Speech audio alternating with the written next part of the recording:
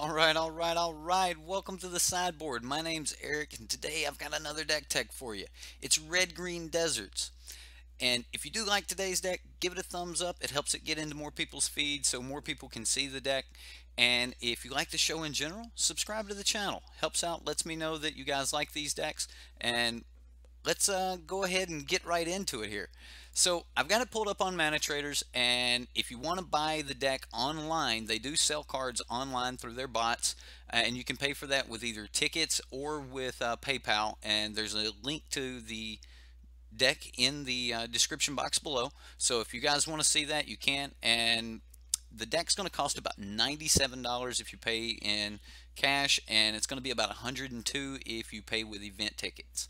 So they do give you a 97 cents on the dollar discount for using cash. So that's a little something. It doesn't mean a whole lot, but let's go right into the deck here. Now, this is a deserts deck, so we do have 10 deserts in it, and it starts with Dunes of the Dead. We only have one copy of it, but it's just kind of a desert that we can throw away to some of our other deserts very easily. Then we have 3 copies of Hashep Oasis, which allows us to pump our creatures, and you'll see why that's important in just a moment. And then Hostile Desert. Hostile Desert lets us actually use the deserts that are in our graveyard, because most of the time once they go to the graveyard, we don't really have a lot of use for them. We're not running anything that could have an interaction with that.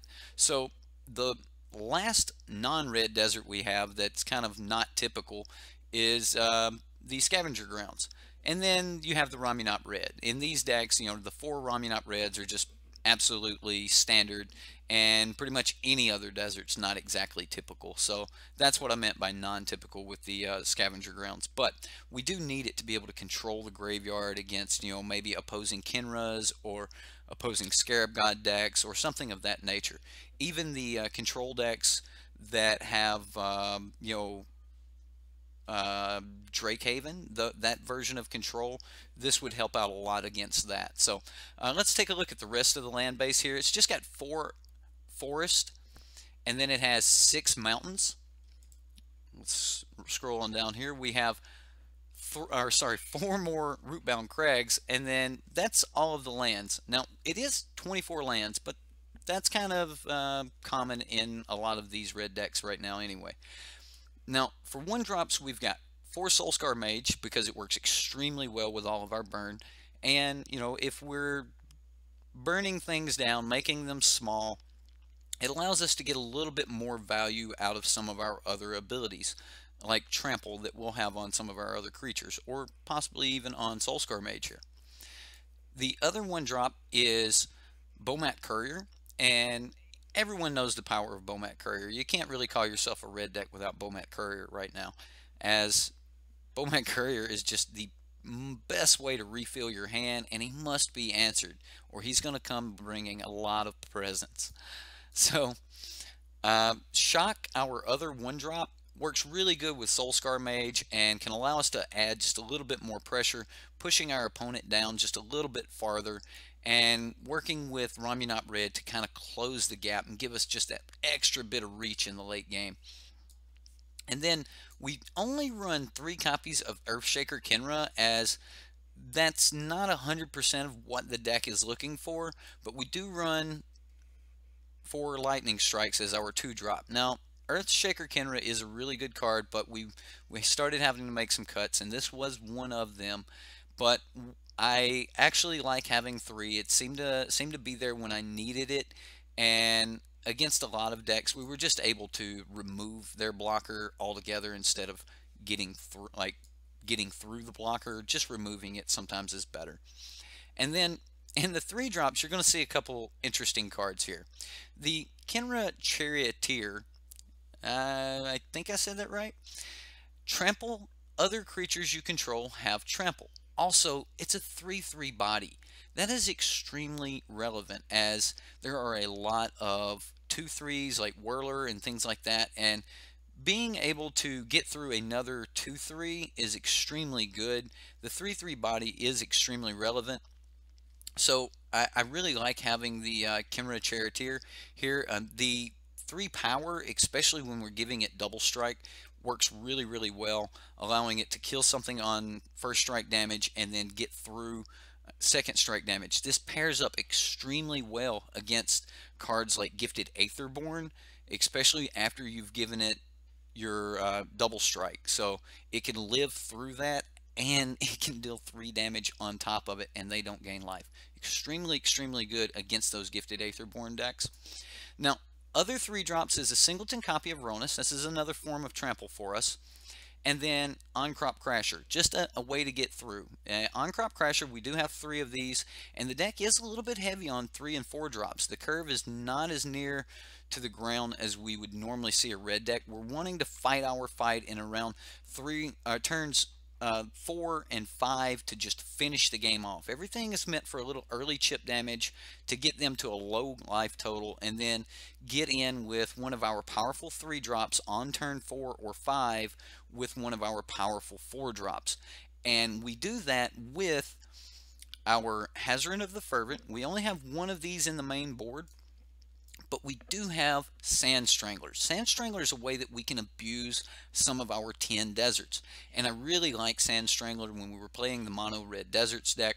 I really liked Sand Strangler and the combo that it gave with a Soulscar Mage. And so Sand Strangler is a really good follow-up for your Kinra Charioteer, because it will clear the way for something that would be able to maybe give you a bad block or something like that, like clear that Soulscar Mage out of the way, or clear the opposing Gifted Aetherborn or something like that out of the way because you didn't get the trample on 3 or something, or on 4. But if you get Samut the Tested, you just give it double strike and you can kind of get through anyway. So the other 4-drop we have here is Chandra. We have 2 Chandras main board.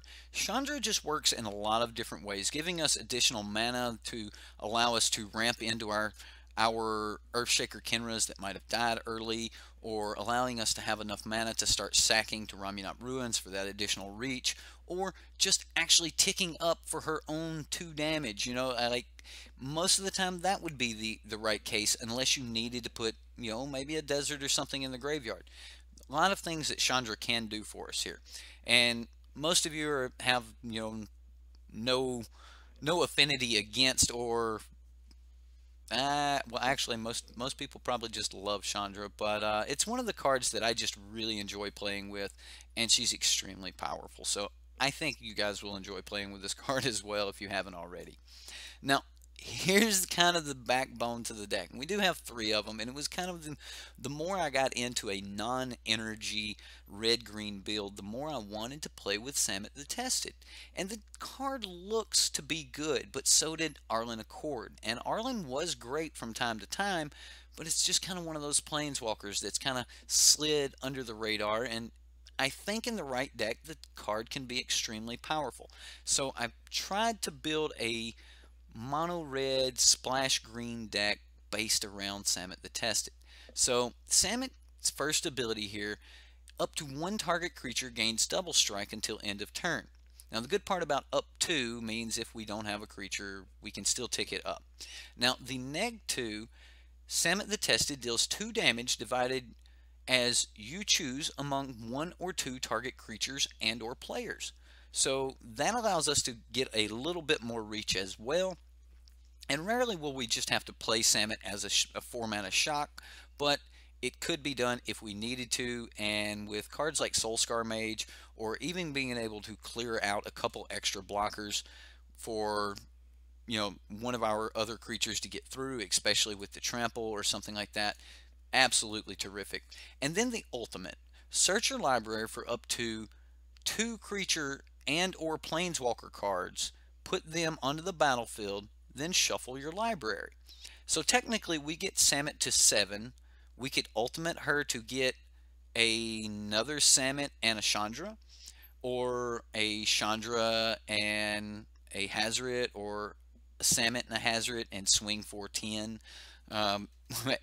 with haste. That would be very, very good for us. So I don't know if we'll actually ever get to the +1 enough to ultimate the card, but I think that it would be an extremely fun ultimate. So we do have a lot of cards to be able to benefit from that ultimate. Now let's look at the sideboard here. Now the sideboard is got a lot of really interesting cards, and I think we've got a lot of tools to deal with most of the meta. And we start that off with a couple copies of Abrade. Now, Abrade is just absolutely terrific against God Pharaoh's Gift, Oketra's Monument, any of those powerhouse artifacts, including the Gear Hulks. Abrade is terrific. Harsh Mentor, really good against the Teamer Energy decks and any of the decks that have a lot of activated abilities. And no, it does not affect us. We can activate our stuff as much as we want. It is only the opponent. So them taking 2 extra damage for activating a Long Tusk Cub to be able to block, you know, that's gonna add up. Now, normally you see a lot more of these Rampaging Ferocidons, but I've actually cut the Rampaging Ferocidon down just a little bit to make room for a singleton copy of Manglehorn, and I know some of you may not like that, but I wanted to run more Abrade, and I was kind of torn on the 3rd Abrade or the 3rd Rampaging Ferocidon because I wanted another body, but we needed another way to just destroy an artifact. And also, artifacts entering the battlefield tap is extremely relevant. So I wanted to add the extra Manglehorn for the body and the artifacts entering the battlefield tapped. So this way, whirlers and other things that create blockers will not be able to create a blocker because most of those blockers are like servos or thopters, and those would all enter the battlefield tap. So that is one of the main reasons for Manglehorn here. Now, if you're bringing this in against, you know, those artifact decks and things like that, yes, they're going to be able to block, but they do have to put quite a few things, and they can't gain a life. So I did want to have the Rampaging Ferocidons. Rampaging Ferocidons, absolutely terrific. But let's move on down here. We have 2 copies of Prowling Serpapard. Now, I like Prowling Serpapard here, and it allows us to play a very, very aggressive game against the control decks. I mean, if we come up against a deck that has a lot of Essence Scatters or something like that, we can just simply play straight through those with our Prowling Serpapard. And if we do play, you know, Prowling Serpapard on 3 and can start getting in some of our Desert or Stranglers or something like that, which most of the time we would actually take those out for Hazorets against a control deck. So Prowling Serpapard and then making sure that your Hazoret hits even if it can't swing. Absolutely terrific, terrific. And also against control, we wanted ways to draw more cards, but we wanted to make sure that that way was a May ability. We didn't want to be forced into drawing cards in case we needed to just start swinging with Hazoret. But we did want to have at least the choice. And this also gives us another use of our green mana. So the May on this is absolutely terrific, but one of the other hidden features really shines in this deck with the Lifecrafter's Bestiary's first ability, or Bestiary. And that's at the beginning of your upkeep. You get to scry 1. So when you do start getting into more lands than you absolutely need, you can start scrying those away, try to get a few more creatures, and then if you want to, you know, draw more cards, then you can do that. And then again, we already spoke about the Hazoret, absolutely terrific card, and against control decks that we don't absolutely need the Sand Stranglers, we'll be taking those out, bringing in the Hazorets in its place.